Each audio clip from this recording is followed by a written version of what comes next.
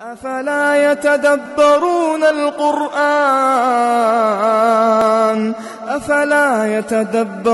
القرآن أم على قلوب أقفالها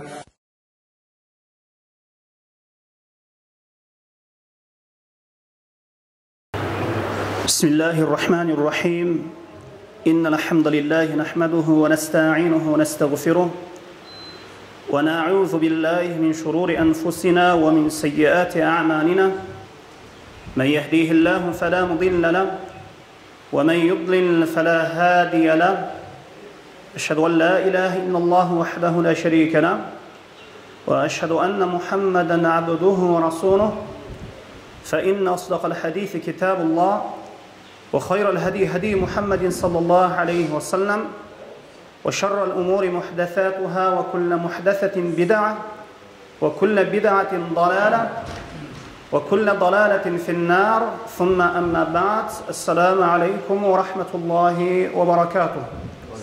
Урматтуу жамаат, урматтуу момун мусулман бир туугандар, мына Аллах Таала насип кылып дагы бир жума намазында жүз көрүшүп отурабыз.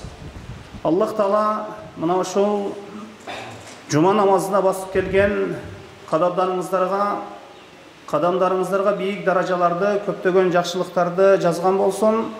Жана биздин билип билбей кылып койгон, жасап койгон күнөө иштерибизди Аллах Таала өзү кечирсин.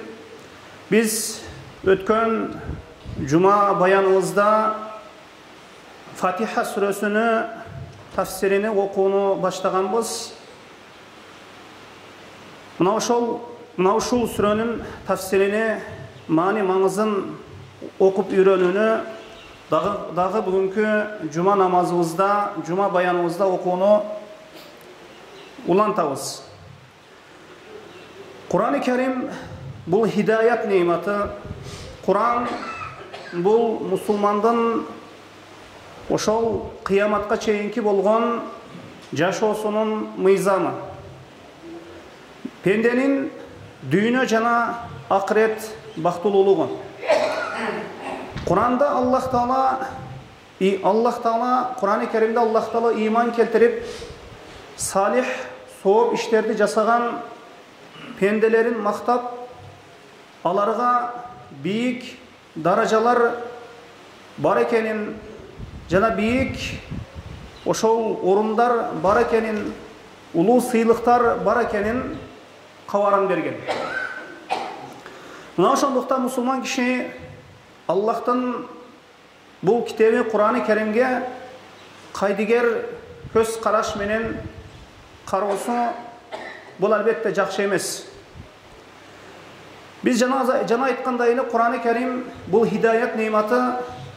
Инсан эгер мына ушул Аллах Тааланын сөзүнө ой жүгүртсө, кайсы бир сүрөнү окуп үйрөнсө, албетте Кур'ан-ы Керим ошол пендени туура жолго багыттайт. Аллах Таала Кур'анда, Аллах Таала Кур'анда мындай дейт: "Истаизу билла, афала ятадаббаруна ал-Кур'ан". Силер Кур'ан-ы Керимге ой жүгүртпөйсүңөрбү? Акылыңарды бир иштетип, Аллах Тааланын китебин окуп, ой жүгүртпөйсүңөрбү деп, мына ушундай Аллах Таала пенделерге мына ушундай айткан. Эми Фатиха сүрөсүнө, мына ушул сүрөгө киришүүдөн алдын албетте биз Кур'ан окуган кезде "А'узу биллахи минеш шайтанир ражим" деп ошол Кур'ан-ы Керимдеги сүрөнү же Кур'ан-ы Керимди окууга киришебиз. Мына ушул шайтандан коргонуу суроодо жана Аллахка сактанууда, Аллах менен коргонууда албетте биз мына ушул сөздү күн сайын күнүмдүк жашообузда ар кандай жаман нерселерден сактануу максатта, шайтандан коргонуу максатта "А'узу биллахи минеш шайтанир ражимди" дайым айтып жүрөбүз. Мына ушул сөздүн мааниси эмне? "А'узу биллахи минеш шайтанир ражим". Каргышта калган шайтандан коргонууну Аллахтан сурайын деген. Аллах Таала Кур'ан-ы Керимде окуучу үчүн Okugan kişi üçün mına uşul "Euzu billahi mineşşeytanirracim" şariat kıldı. Siz Kur'an-ı Kerim'den kaysi bir süreni Kur'an tilavatına oturup Kur'an'da tilavat kılat ekensiz, okuyut ekensiz, sözsüz "Euzu billahi mineşşeytanirracim" dep şeytandan korgonu surap anan baştao kerek. Mına Kur'an-ı Kerim'de Allah Teala aytat: "Fe izâ qara'atel Kur'ane festaiz billahi mineşşeytanirracim." Eğer sen Kur'an okusan, kuğulgan, kargışta kalgan şeytandan korgonu Allah'tan suragın dep mına uşul ayatта aytılınat. Antkeni Kur'an-ı Kerim bul adamlar üçün hidayat, jana köküröktөр üçün, jüröktör üçün şifa. Anemi şeytan bolsa bul jamanlıktın sebepçisi, adaşuuçuluktun sebepçisi. Kaçan insan Kur'an okuga kirişken kezde şeytan en birinci oşol pendeni Kur'andan tosot. Kur'andan tosot. Oyuna ar kanday nerselerde vasvas kılıp azgırıp keltiret. Mına oşonda pende Allah Taala menen korgonu surasa "Euzu billahi mineşşeytanirracim" dep. Janagı azgırık vasvaslardan kutulat. Mına oşonduktan Allah Taala Kur'an-ı Kerim'de okugan kişi üçün mına oşol şeytandan korgonu suroodu, jana anın azgırıklarından korgonu suroodu, jana şeytandın cemaatından korgonu suroodu. "Euzu billahi mineşşeytanirracim" de aytıp Kur'an'da tilavat kılууну şariat kıldı. Yemi ulamalardan bir fikrine göre el-isti'aza "Euzu billahi mineşşeytanirracim" Kur'an-ı Kerim'den emes. Kur'an-ı Kerim'den emes. Bu oşol dualığı mına hadislerde, mına ayatlarda kelgen kaysi bir süreni açıp karasanız Kur'an-ı Kerim'de Bismillahirrahmanirrahim de öyle baştalıp ketilet. Hiç bir sürenin başına "Euzu billahi mineşşeytanirracim" dep yazılbaydı. Naoşanlıktan alımlardan bir fikrine göre "Euzu billahi mineşşeytanirracim" Kur'an-ı Kerim'den emes. Yok, Kur'an-ı Kerim'de okudan aldım. Elbette biz "Euzu billahi mineşşeytanirracim" dep şeytandan korgonu Allah'tan sonra başlayız. Yani "Euzu" degeni, "Euzu billahi" degeni "Esteciru ve elteci ve a'tasimu" degeni.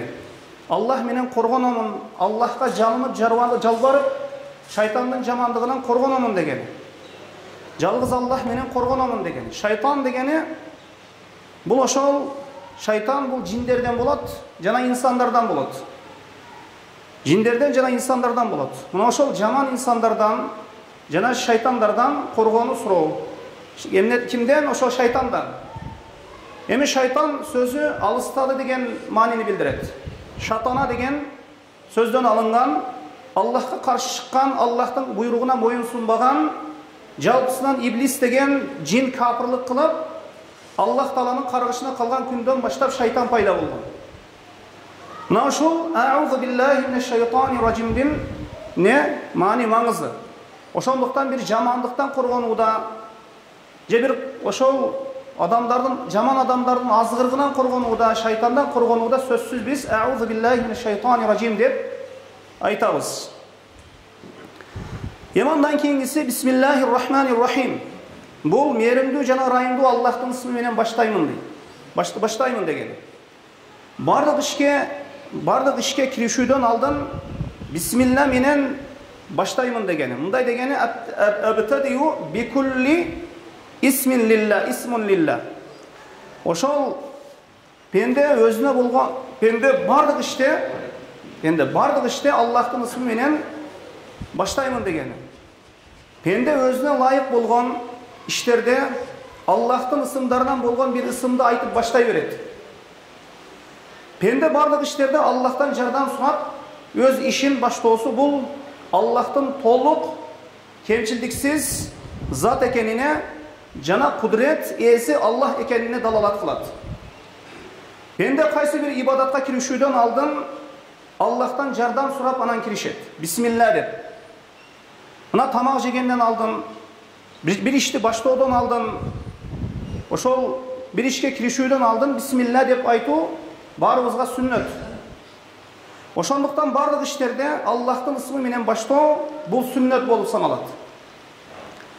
Oşonduktan Kur'an okudan aldın, Kur'an okudan aldındağı ошол Куран тилаватынан алдын Аллах Тааладан жардам сураган абалда бисмилла деп, бисмиллахир-рахманир-рахим деп баштайбыз.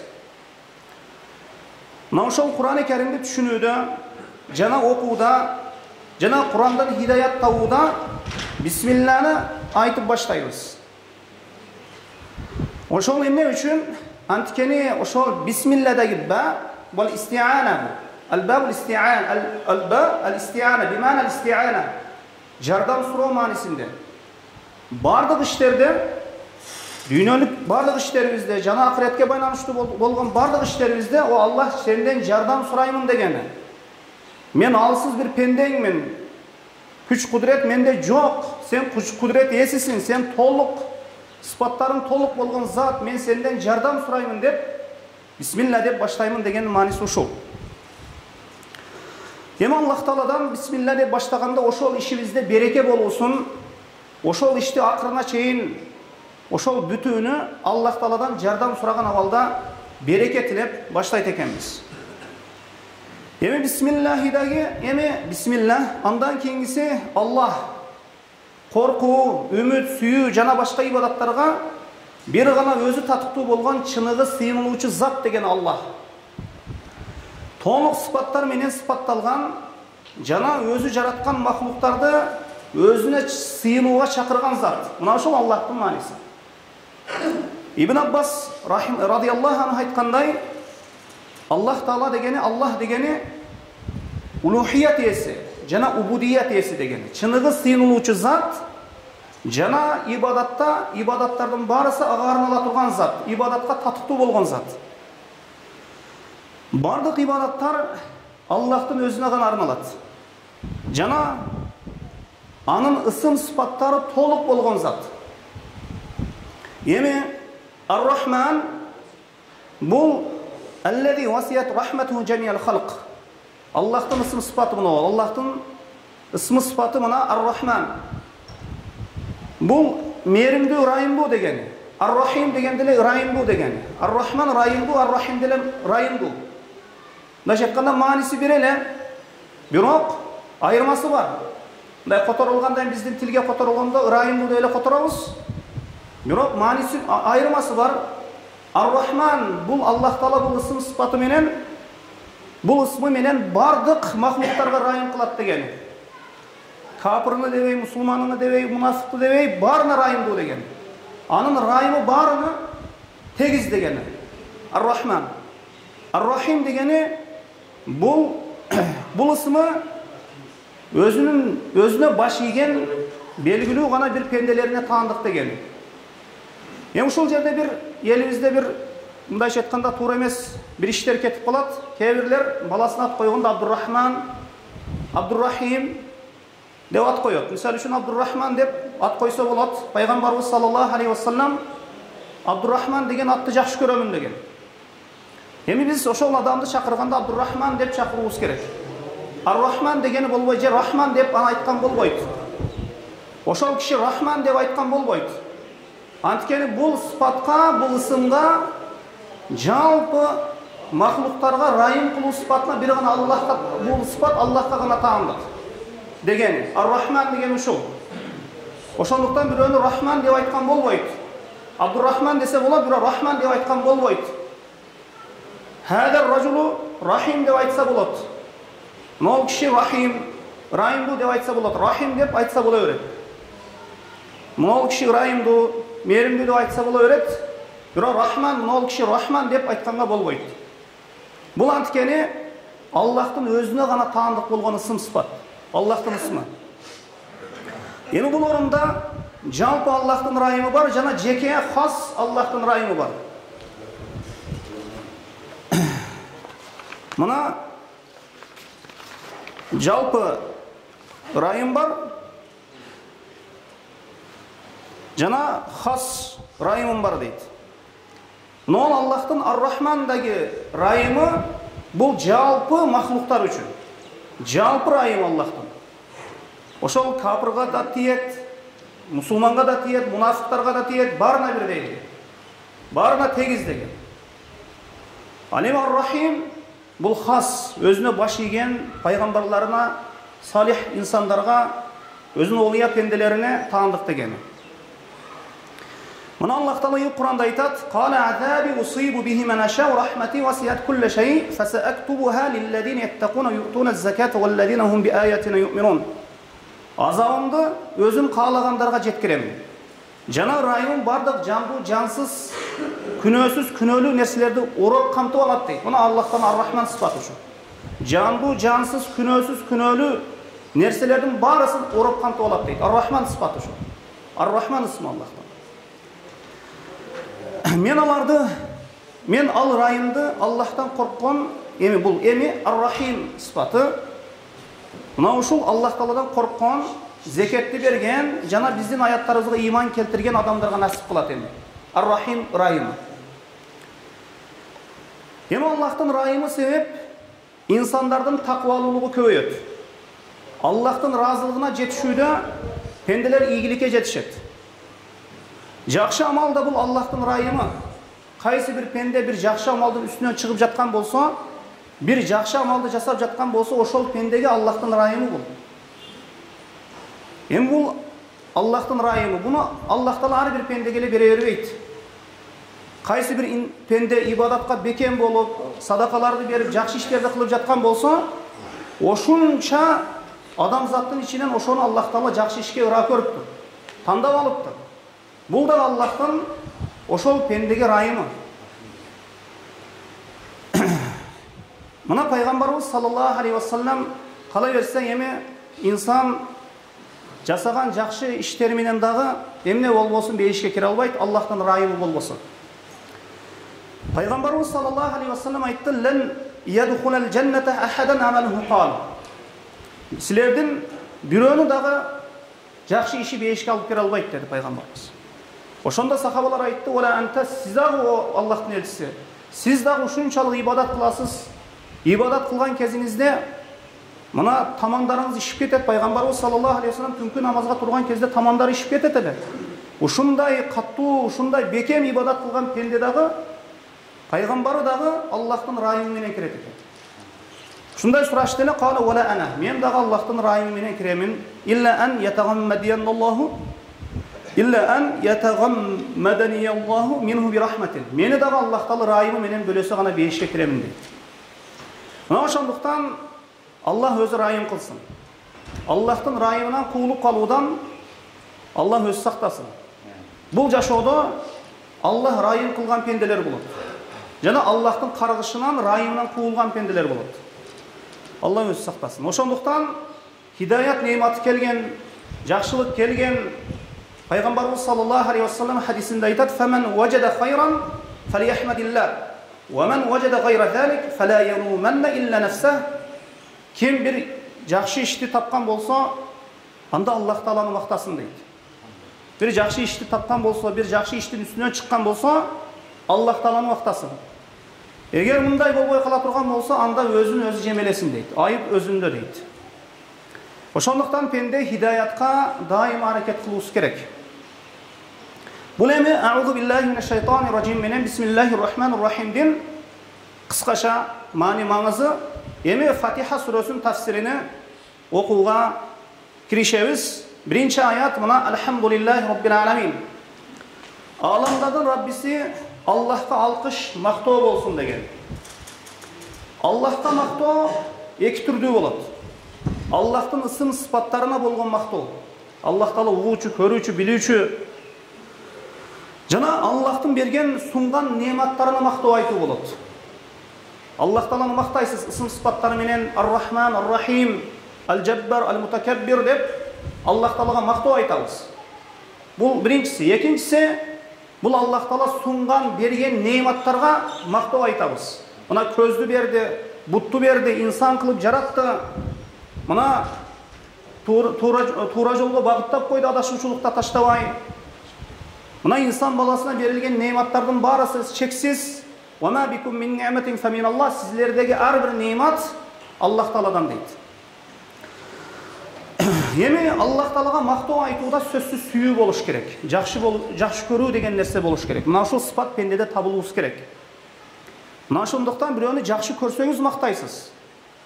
Ошондуктан чыныгы мактоо Аллахқа болуш үчүн анда сүйүү болуш керек. Жакшы көрүү деген нерсе болгон болуш керек. Эми Алхамдулиллахи Rabbil Alamin. Бардык мактоо Аллахка таандык деген. Эми Rabbil Alamin Аллах Тааланын махлуктарына болгон рубубияты. Раб не бул? Раб дегени бул тарбиялоочу, рызкы берүүчү, өлтүрүүчү, кожоюн, ушул аламдарды башкарып турган кожоюн, падыша деген. Эми Аллах Тааланын махлуктарына болгон рубубияты эки түрдө болот. Жалпы жана хас, жеке. Эми Аллах Таала жалпы мына аламдардын, жалпы аламдардын Раббиси, ал-Мурабби жамил аламин. Ошол бардык аламдардын тарбиялоочусу дегени.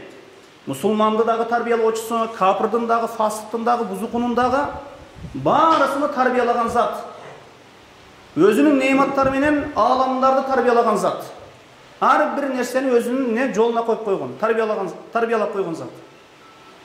Үй жай берди, мына ысык, мына тамак, аш, ысык, суук, бүт баарысыны Аллах Таала тарбиялап жөнгө салып турат. Мына ошол Аллах Тааланын Рабби сыпатынан. Бул жалпы эми. Мунун астына бардык махлуктар кирип кетет. Капыр дагы кирип кетет, салих инсан дагы, жаман инсан дагы баарысы кирип кетет. Мына айванаттарда дагы тарбиялаган зат. Мына ошол айвандар дагы төрөп, ошо тууп койгондон кийин баласын таштап кете берсе боло берет. Ана айван же куш, бирок Аллах Таала тарбиялап койгон, ошол таштабайт. Өлүп кетип жатса дагы. وَمَا مِنْ دَابَّةٍ فِي الْأَرْضِ إِلَّا عَلَى اللَّهِ رِزْقُهَا. Жердеги ар бир жан-заттын, ошо айвандын, айван деген ошо инсан да кирип кетет мунун ичке. Бүт баарысын рызкы Аллах Таалада дейт. Бул жалпы Аллах Тааланын тарбиялоочу Рабби экендигине мына биринчиси, бул ошол жалпы аламдардын тарбиялоочусу экендиги. Бул жалпы эми Аллах Таала тарбиялоочу деген, башкаруучу деген. Эми хас бир жеке бир тарбиясы бар. Бул экинчиси пайгамбарларын, олия пенделерин тарбиялоосу. Салих пенделерин ыйманга тарбиялоосу, хидаяттоосу. Мына пайгамбарлардын дуасы Кур'ан-ы Керимде карап окуп турсаңыз, пайгамбарлар дуа кылганда Раббана же Рабби де дуа кылган. Кур'ан-ы Керимде Раббибиз, Раббана же Рабби де дуа кылган. Бул ошол Аллах Тааланын хас жеке тарбиясына далалат кылат. Ошондуктан пенде Кур'андагы аяттарда окуп Раббисини тааныса, пенде ким экендигин таанып билет. Ким Раббисини тааныса, өзүнүн ким экендигин таанып билет. Ошондуктан пенде Алхамдулиллахи Rabbil Alamin деп окуган кезде өзүнүн пенделигин таанып билет. Жана Аллахтын Раббилигин таанып билет. Ошондуктан Аллахты Раббилигин таанып билдикпи? Алхамдулиллахи Rabbil Alamin дегенден кийин. Эми инсан өзүнүн кимдигин таанып билип атат. Сен кимсиң деген. Сени жараткан зат ким, сен кимсиң деген. Ошондуктан Алхамдулиллахи Rabbil Alamin Рабб тууралуу аяттарды окуганда пенде Раббисин таанып билет жана өзүнүн кимдигин таанып билет. Өзүбүз кимбиз? Бир факыр, мындайча айтканда кедей, алсыз, 3-4 саат не ажатканага барбасак, абалыбыз эмне болуп каларын өзүбүз жакшы билген бир алсыз бир пенделербиз. Я юханнас антумул фуқара илаллах. Мына адамдар силер кедейсиңер дейт. Аллах Таала не? Валлахул ганиюл хамид, макталган ушундай бай зат дейт Аллах Таала. Эми акыйкатта сыйынууга татыктуу болгон зат Рабби болгон зат. Аллах Таала Кур'анда рубубиятына улухиятын далил кылган. Кур'ан-ы Керимде биринчи буйрулган нерсе мына я юханнас Убуду раббакумуллази халакакум валлазина мин qablikum la'allakum tattaqun. О адамдар, силерди жараткан жана силерден мурдагыларды жараткан Раббиңерге ибадат кылгыла дейт. Аллази, ошол Рабби деген Рабби болгон зат, бизди жараткан, бизге кожоюн, бизди тарбиялаган зат. Аллази жа'ала лакумул арда фирашан вас-самаа бинаан ва анзала минас-самаа'i маa'ан fa akhraja bihi minas-samarati rizqan lakum fala taj'alu lillahi andada wa antum ta'lamun. Ошол Рабби болгон зат силерге жерди төшөк кылып берди. Мына кыйналбай отурасыңар деген. Асманды чатыр сыяктуу көтөрүп асмандан суу түшүрдү. Ошол суудан түрдүү мөмө жемиштерди силерге рызкы болуш үчүн чыгарып берди. Эми билип туруп, эми Аллах Таалага башка бир алсыз бир нерселерди теңдеш шерик кыласыңар ибадаттарыңарда деген. Мына Аллах Таала өзүнүн рубубиятына, жаратуучу, рызкы берүүчү, өлтүрүүчү экендигин далилдеп, андан кийин эмне?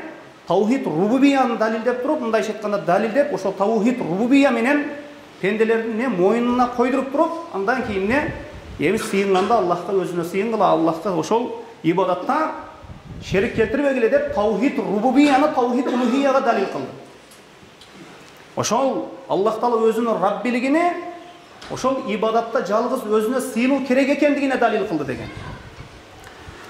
Эми чыныгы сыйынуучу зат эки сыпат болуш керек. Чыныгы сыйынуучу зат да эки сыпат болуш керек. Мына ушул эки сыпат мусулмандар сыйынган затта Аллах Таалада табылат. Биринчиси жаратуучу болуш керек.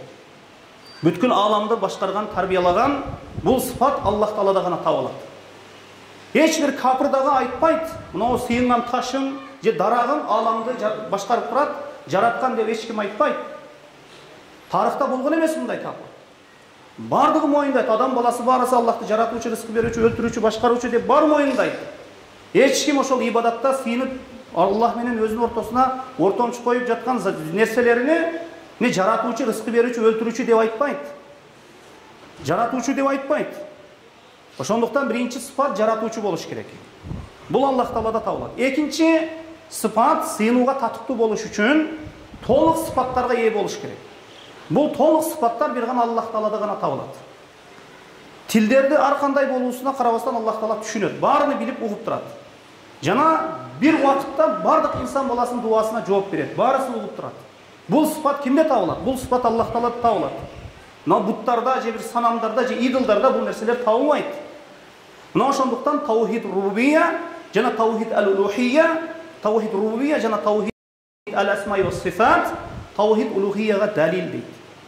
Эми инсан жаратуучу, рызкы берүүчү, өлтүрүүчү, башкаруучу деп Аллахты моюндагандан кийин эми ибадатта жалгыз Аллахтын өзүнө гана сыйынышы керек болот. Мына ушул кыскасы иншаллаху таала ар-рахманур рахимди иншалла кийинки жумаларда улантабыз. Вакыт жетип калды. Субханакаллаху ва бихамдика ашхаду ан ла илаха илля анта астагфирука ва атубу илейк. Валлаху алам.